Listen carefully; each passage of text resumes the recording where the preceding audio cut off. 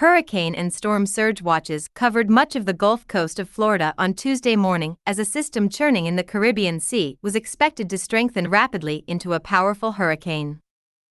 The National Hurricane Center predicted the storm, soon to be named Helene, will reach winds of 115 miles per hour before landfall, making it a major Category 3 storm.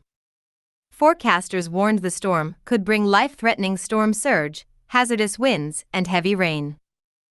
The system is expected to intensify into a hurricane by Wednesday and make landfall on Thursday, according to the Hurricane Center. On its current track, the system is projected to unleash a barrage of threatening conditions across Florida and the Gulf Coast before brining torrential rain as north as Georgia and the southern Appalachians.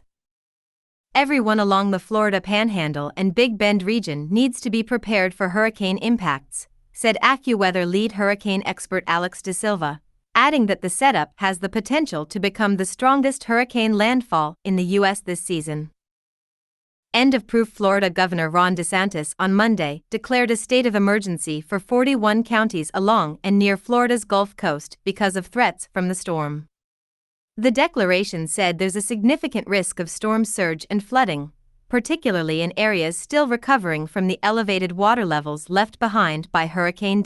End of proof. If the storm makes landfall as a hurricane, it would be the fourth landfalling hurricane in the mainland U.S. this year, joining Beryl, Debbie, and Francine.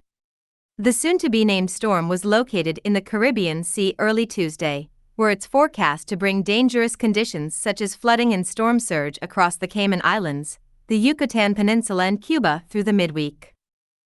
The storm was located 150 miles west of Grand Cayman and 205 miles south-southeast of the western tip of Cuba, according to the National Hurricane Center's 8 a.m. update.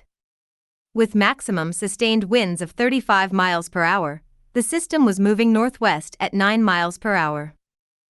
On its current track, the center of the system is expected to push across the northwestern Caribbean Sea on Tuesday night before emerging over the eastern Gulf of Mexico on Wednesday.